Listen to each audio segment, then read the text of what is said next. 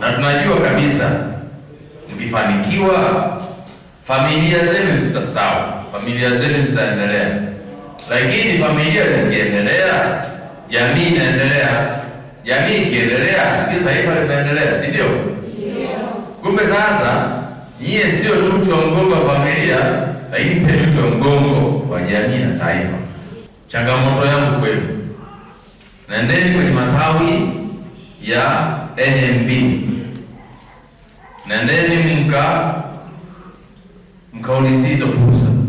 Kama mtapata changamoto, tuna maafisa maendeleo ya jamii kila mahali kwenye halmashauri zetu, na hapa Geita mwenyeji wetu Martha yuko hapa, yuko hapa.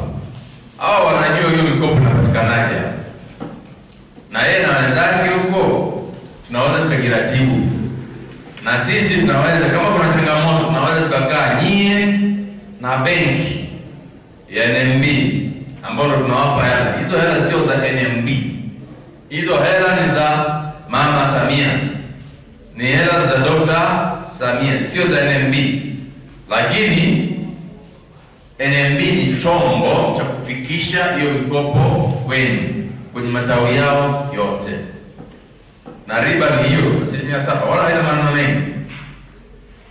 Kwa hiyo wito wangu, nendeni NMB, waulizeni, mkifanikiwa tunachotaka, si ndio?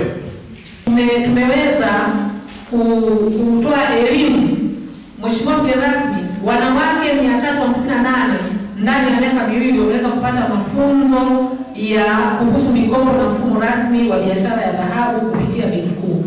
Mikopo pamoja na biashara ya dhahabu kupitia Benki Kuu.